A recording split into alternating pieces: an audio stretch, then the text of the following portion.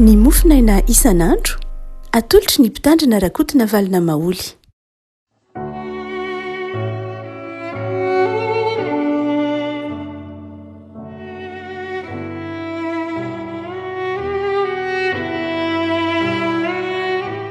Farivaraba antsika rehefa afaka malala tratra ity talata fa 1 ny volana Jolay ity.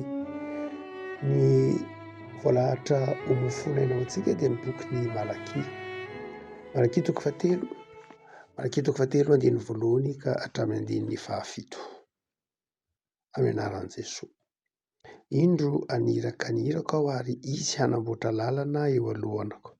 Ary ny tompo izay tadiavinareo dia ho avy tampoka eo amin'ny tempoly, ary ny anjelin'ny fanekena izay irianareo dia indro tamy izy ho Jehovah tompony maro. Nefa iza ny mahatanty ny andro iaviny, ary iza ny mahajanona raha iseho izy, fa izy dia tahaka ny afon'ny mpandendrika sy ny savon'ny mpanasa lamba, ary hipetraka handendrika sy hanadio volafotsy izy, eny hanadio ny taranak'ilevy izy sy handendrika azy toy ny fandendrika volamena sy volafotsy, ka dia ho an'i Jehovah ireny ho mpanatitra fanatitra amin'ny mpahamarinana. Dia ho mamin'i Jehovah ny fanatitra Joda sy Jerosalema toy ny tamin'ny andro fahiny sy tamin'ny taona taloha. Ary anatinareo ho fitsarana aho ka ho vavolombelona faingana hanameloka ny mpananahody sy ny mpijangajanga sy ny mpianitsito sy ny mpampahory ny pikarama amin'ny karamany mba amin'ny mpitondra tena sy ny kamboty ary izay mampahory ny fahiny fa tsy matahotra izy ho Jehovah tompony maro. Fa izaho Jehovah dia tsy miova ary ianareo ry taranak'i Jakoba dia tsy ho fongana. Hatramin'ny andro ny razanareo dia efa ela tamin'ny didika ianareo ka tsy nitandrina azy. Miverena amiko ka dia mba hiverina ao aminareo kosa aho ho Jehovah tompony maro. Nefa ho ianareo ahoana ary no ho fiverinay? Ray masino, manamasinana amin'ny fahamarinana, ny teninao ny fahamarinana. Amen. Rehefa amin'ny soratra masina dia aseho ny soratra masina indrindra moa ny bokin'ny testamenta taloha, ny toetran'Andriamanitra izay masina ary mitaky fahamasinana. Hatrany amin'ny boky Levitikosy Andriamanitra dia efa niteny manao hoe masina ka aoka ho masina ianareo. Ary izay fahamasinan'Andriamanitra izay kadosy ho teny Hebreo, izay averimberin'ny Isaia mpaminany fa mahasaro-piaro an'Andriamanitra ity fahamasinana ity. Ary tsy andeferany mihitsy fantatsika fa hatrany amin'ny bokin'ny Eksodosy fa isan'izay nasehon'Andriamanitra mihitsy hatrany amin'ny tendrombohitra Sinay ny tokony hanajanona ny zanak'Israely izany fahamasinan'Andriamanitra izany. Mamakivaky ny soratra masina manontolo io, ainy hatraty amin'ny testamenta vaovao ary moa mazava tsara, mbola averin'i Paoly matetika ny mikasika ny teolojia ny fahamasinan'Andriamanitra. Tsy latsa-danja izany fa indrindra moa Jesoa dia miresaka azy. Fa raha ohatra ka mamaky ny testamenta taloha isika miainga amin'ity faminaniany Malaky ity dia misy rafitra manokana na ataontsika hoe ministera manokana izay miantoka ny fitandrona izany fahamasinan'Andriamanitra izany. Dia ny mpisorona sy ny levita dia isan'izay miantoka ny fahamasinan'Andriamanitra ao anatin'ny tempoly. Izany hoe rehefa mandritra ny fanatanterahana ny fanompoana dia adidiny ireo mpanompon'Andriamanitra ireo amin'ny testamenta taloha, dia ny levita sy ny mpisorona no miantoka izany hoe fahamasinan'ny fifanaraseran'ny mpino amin'Andriamanitra. Ary misy kosa ny ataontsika hoe aty amin'ny testamenta vaovao, misy ny mpanorandalàna, misy ireo ataontsika hoe ireo olon-kendry ao amin'ny testamenta vaovao na ny testamenta taloha, dia mihazona kosa ny fahamasinan'ny mpanompon'Andriamanitra ny anatin'ny fiarahamonina. Izany hoe ilay fahamasinan'Andriamanitra aseho aty amin'ny tempoly dia tsy mijanona ao amin'ny tempoly ihany, fa iainana ao anatin'ny fiarahamonina ary ny fanajana ny lalàn'Andriamanitra, fanajana ny sitrapon'Andriamanitra no hazavain'ireo ataontsika hoe mpanoran-dalàna sy olon-kendry ao amin'ny fiarahamonina mba ho tandrovona ny fahamasinan'Andriamanitra tsy ao anatin'ny tempoly ihany fa ao anatin'ny fiarahamonina ihany koa. Eto dia asehon'ny Malaky fa hodiovin'Andriamanitra, anirakahiraka Andriamanitra. Mazava ho azy Jesoa io resahany malak'io, Jaona mpanao batisa io resahany malak'io, ialoha lalana an' Jesoa mba hanadio ny taranak'Levy. Ny taranak'Levy zay hoe tsika manao hoe miantoka ny fahamasinan'Andriamanitra ao amin'ny tempoly, miantoka le fahamasinan'Andriamanitra ao anatin'ny fitobim-pivavahana, miantoka le fahamasinan'Andriamanitra mihitsy amin'ny fanomponan'Andriamanitra. Zany hoe eto zany de zao le fivavahana mihitsy no karazan-drazana ataontsika hoe tsy voatandro tao anatin'io fitobim-pivavahana io ny fahamasinan'Andriamanitra, tsy voahaja ireo nanana an'izany ministera zany manokana de ny mpisorona ny levita, ka dia avy Andriamanitra hanarina izany fahamasinana izany, ary dia anendry izy mpialoha-lalana mba hamboatra izany fanomponan'Andriamanitra zany, mba ho hajaina ny fahamasinan'Andriamanitra.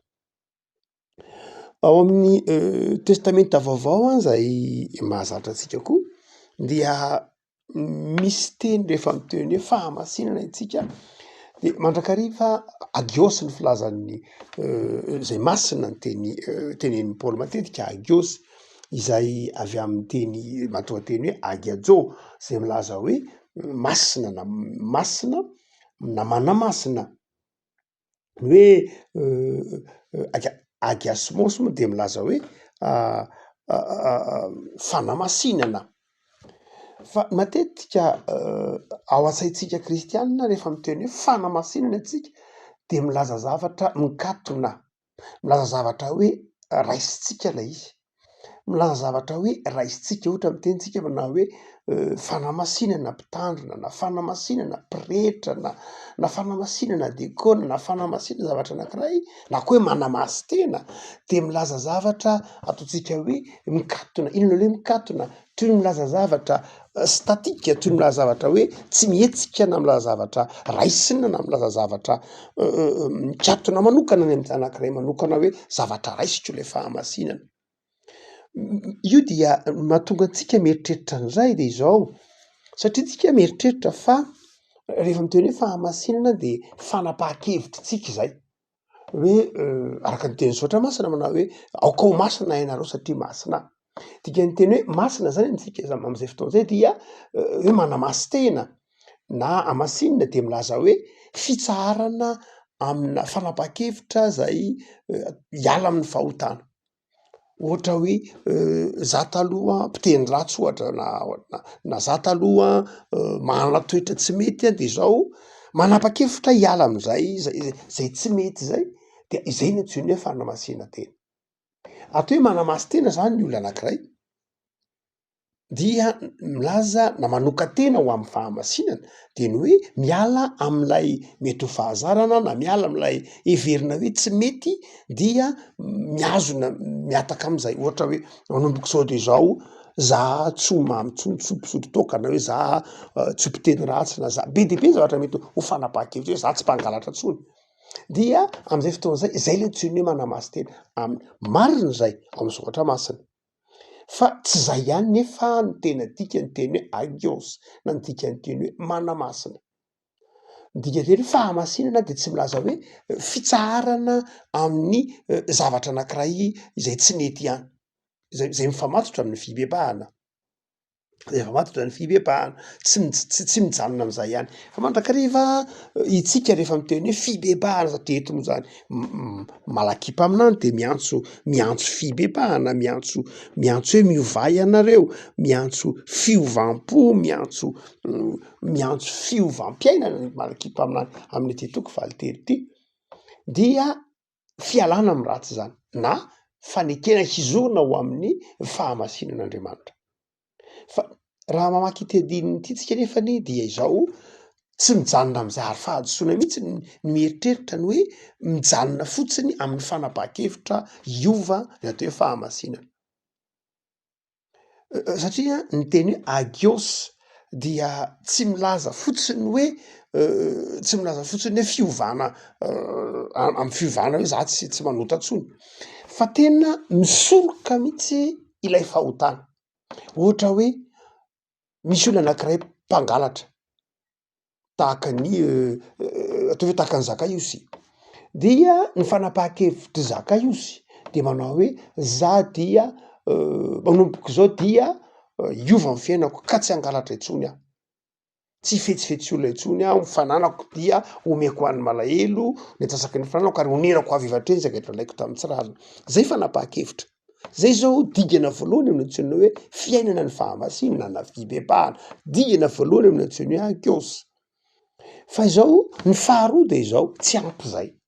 Raha mijanona am'izay fotsiny tsika de tsy manova fiarahamonina mihitsy. Voaovantsika ny tenantsika fa raha am'izay fotoana zay de izao tsy zay fotsiny ny tian'i Jesoa iainantsika. Ny tenantsika ihany ny vonjentsika am'izay fotoana zay. Ary tsy zay nefa ny antsoina hoe kristianina fanasiny tany sy fahazavana zao tontolo zao. Fa ny digana faharoa amin'ny teny hoe agios, ary zay ny aseho an'ity malaky ity de izao tsy hoe za ihany miova fa miezaka koa mba hanova lay fiarahamonina. Zany hoe za zany rehefa niala tamin'ny toetra ratsiko, tsy mpangalatra intsony aho, tsy mpanainga intsony aho, tsy mpamory sy ny sisa rehetra intsony de izao miezaka hisoroka zany koa mba tsy hihisy zany ao anatin'ny fiarahamonina.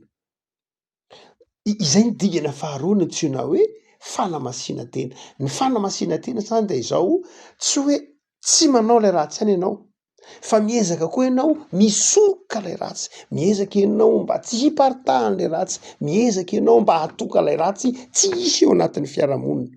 Zay ny tena zava-dehibe faharoa hitantsika tsara mihitsy. Zay mahatonga an'io teny io manao hoe andiny ny fahadimy manao hoe ho avy fainga na hanameloka ny mpanana ody, ny mpijangajanga, ny mpianetsito, ny mpampahory, ny mpikarama. Zay le ataontsika hoe ilay lafin-javatra zava-dehibe ame le finoana an'Andriamanitra. Io le finoana aran'asa. Zany hoe ifibebahantsika io na ifanamasina tenantsika io de tsy mijanona ho an'ny tenantsika fotsiny ihany fa manjary mahatonga antsika hijoro hiady am'izay mety ho faharatsiana rehetra.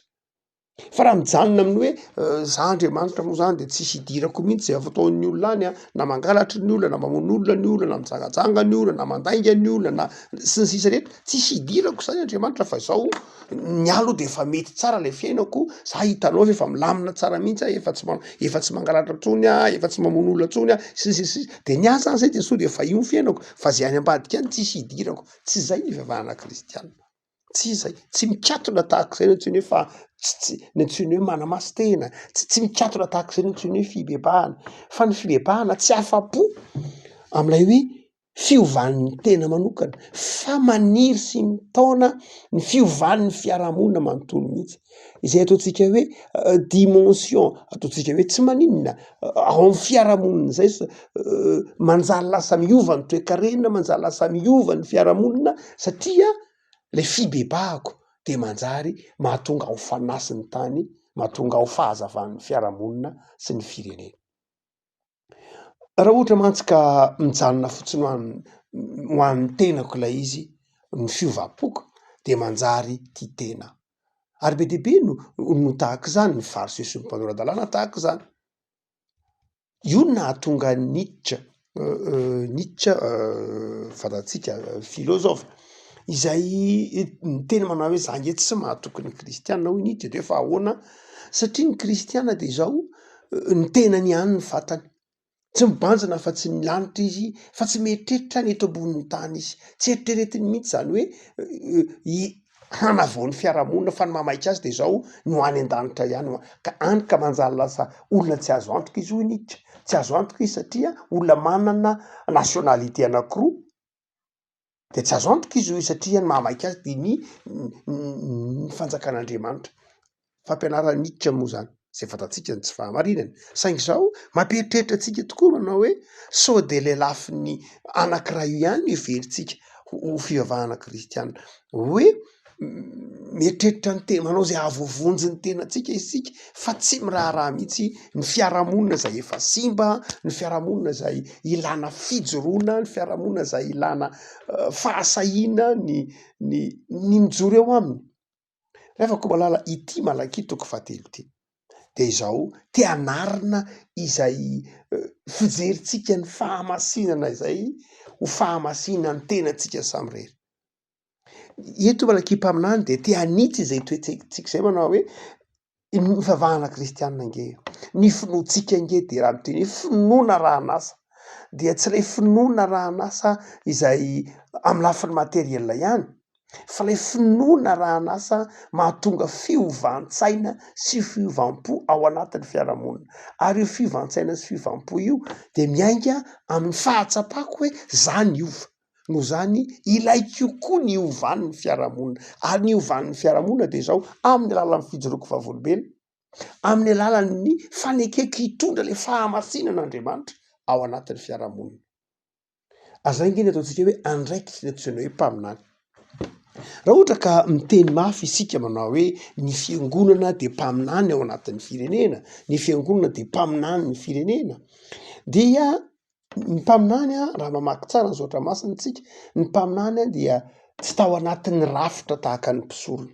Ny mpisorona de taranaky ny tao anatiny hoe mandeha tsara manaraka an'iny ao anatin'ny taranaky levy, taranaky arona ny mpisorona. Fa tahaka zany koa ny ataontsika hoe ny mpanjaka tao amin'ny tao fanjakana atsimo ohatra de hoe taranaky Davida daholo. Fa ny mpaminany tsy izay mihitsy. Ny mpaminany dia olona natsoin'Andriamanitra ao anatin'ny fiarahamonina. Zany hoe ny mpaminany dia tsy ao anaty rafitra manokana akory, fa mety olo-tsotra, mety tambanivohitra, mety olona mihaja tahaka ny Isaia mpaminany tao anaty rova, tao anaty lapan'ny mpanjaka, nefa mety tambanivohitra tahaka Andriamosa, mety ho mpiotiaviavy mpiandry ondry tahaka an'ireny ola-tsotra.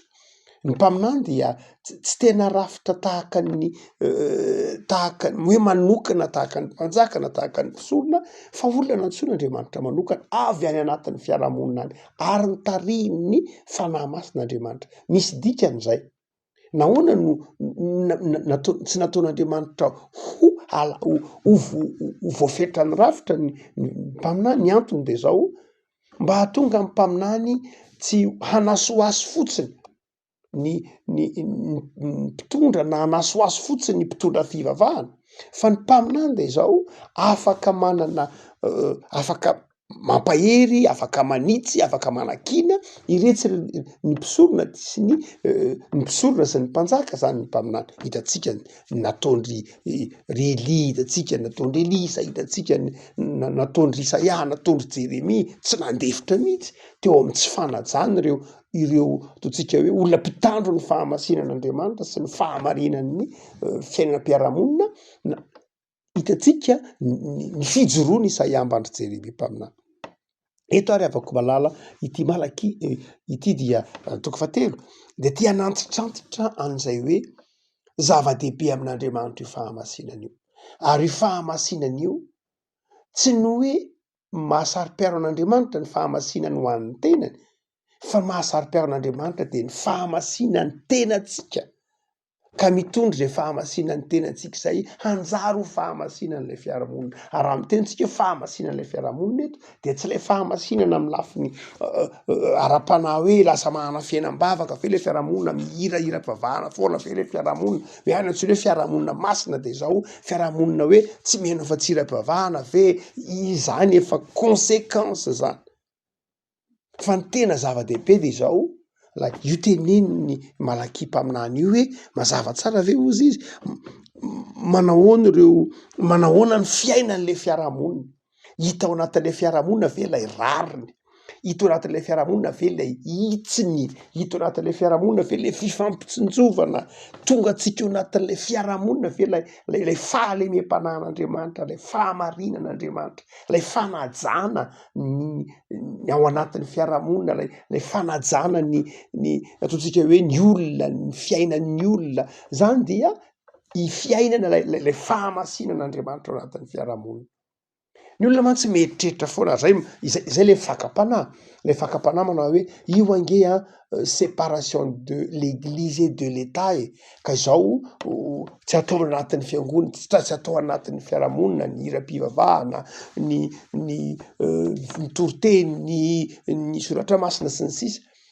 izy tsy tena izay aloha zany mazava ho azy fa adosoana mihitsy ny mieritreritra manao hoe zay ihany zay tokony atao zay fa izao ny tsy takatritsika de ity mandrakariva ny tsy takatry ny fiarahamonina de ity manao hoe io fivavahana kristianina io ange dia fiainane, toe-tsaine, toe-po toe-panahy ka tsy ny teksta mihitsy akory no afaka mahasakana ny fivavahana kristianina tsy ho tonga ny anatin'ny fiarahamonina satria veritsika fa ny vavahana kristianina de mijanona am'lay hiram-pivavahana iny aloha zany efa ao anatin'ny vavahana kristiana tsy editsika hevitra zany fa na tsy atao raha ny nasakana ny fiarahamonina aza ny hira tsy atao anatin'ny fiarahamonina tsy manakana atsika mihitsy zany tsy hitondra ny fahamasinan'Andriamanitra ao anatin'ny fiarahamonina azotsika atao tsara mihitsy na tsy afaka mihira ary tsika anatin'ny fiarahamonina nasakana ny olona aza ny fivavahantsika ny anatin'ny fiarahamonina any amin'ny fiasana de zao tokony ho tonga atsika any amin'ny fiarahamonina mandrakariva satria ny tenin'Andriamanitra hoy Paoly tsy mba voafatotra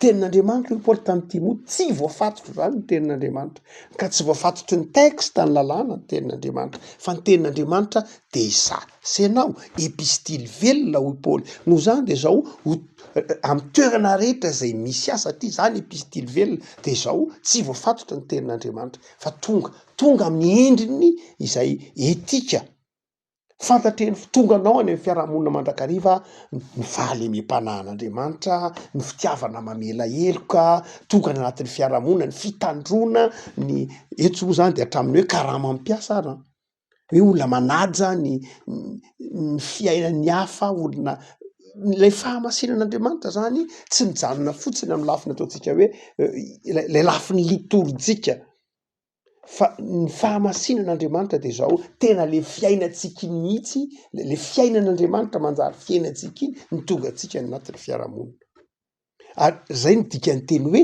consécration raha ohatra ka mitentsika ao amin'ny atao hoe manokana mpitandrina raha mitentsika manokana mpitandrina na manokana mpiandry dia ny dikan'izay de zao io olona zay atokana io na atokana mpiandry izy natokana diakona izy natokana mpitandrina natokana prety izy ny dikany hoe atokana izy tsy hoe mikatony zay fa izy dia hitondra lay fahamasinan'Andriamanitra ho ao anatin'ny fiarahamonina sy ny mpiarabelona any izy zany de manjary tsy hoe mitsahatra am'lay afaka am'lay mety ho karazam-patongana fotsiny ihany izy fa izy de mitondra mihitsy ary miady am'lay faharatsiana miady amin'ny mijoro vavolombelona le fahamarinan'Andriamanitra natokana zany io olona io na natokany io fiangonana io na natokany io mpanompon'Andriamanitra io mba hiaina lay fahamasinan'Andriamanitra hitondra lay fahamasinan'Andriamanitra ao anatin'ny fiarahamonina izay ny tsy hitan'Andriamanitra tao amin'ny Levy tamin'ity Malaky ity ka tena nanapa-kevitra Andriamanitra manao hoe sao heverinareo fa ny antsoina hoe fahamasinana dia fanajana ny rity sy ny seremonia sy ny litorjia atao tsenjera ao anatin'ny tempoly fotsiny fa tsy zay zava-dehibe zay aloha tsy edikevitra fa izao aiza le fiainana lizy ao anatin'ny fiarahamonina tonga anareo anatin'ny fiarahamonina ve niova ve le fiarahamonina masina ve le fiarahamonina zany hoe tonga manaja lay sitrapon'Andriamanitra ve le fiarahamonina hoe avako malala miandry an'izay amin'ny fiangonan'Andriamanitra miandry an'izay amin'ny mpino Andriamanitra ary zay ny tsy vitan'ny mpino satria matahotra izy soa fandrahan'Andriamanitra ny zanany malalany mba hananatsika zay toe-po zay ary zay natonga n'Andriamanitra nanome ny fanahy masina tamin'ny alalan'i Jesosy Kristy Tompo mba hiainatsika zay fahamasinan'Andriamanitra zay fa tsy mahatonga atsika ho fahamasinana mijanona ho an'ny tenantsika samy rery raha misy ary zany fa mba hatonga atsika kosa hanjary ho fanasan'le fiarahamonina zay misy atsika mivavaka sika tompo ampisaoranao zay no ny amin'ny fitaomanao ana heritreritra ny amin'ny fahamasinanao hanjary ho fahamasinanay hanjary ho fahamasinan'ny fiarahamonina misaotra tompo fa tsy Andriamanitra tompona amin'ny fahazarana ianao fa Andriamanitra tompona amin'ny fiainana mivoatra araka zay fijona vavolombelona takinao amin'ny toetrandro iainana tsirairay misaotra tompo fa mazava ny sitraponao na mpitondrainao any Malaky ho anay tea hanavao ianao tea hampialanay amin'ny fahazarana te hitorana heritreritra sy hamakafakany amin'ny fitandronay ny fahamasinanay fa mandrakariva tompo de heverinay fa ny fahamasinana de mijanona ho an'ny tenanay fa atao aminao zay eritreritra fa ny fahamasinana de iainanao anatin'ny fiarahamonina, manova ny fiarahamonina, manitsy ny fiarahamonina. Da eo ary ity tontolo andronay ity tompo, iainanay ny fahamasinanao, iainanay ny fitiavanao, ary dia manampianay mba ho vavolombelona ny fahamasinanao zany zay fahamasinana manjary asa, fahamasinana manjary fitiavana, fahamasinana manjary fikelezanay. Mamelany heloka amin'ny rafo aminay amin'izay tsy fahefanay zay zavatra andrasanao aminay, ataovy velona mandrakariva aminao Andriamanitra ny fanoloran-tenanay. Saotra Jesosy tompo, manankina ny tontolo andronay ambany fitahinao hatramin'izay. Amen.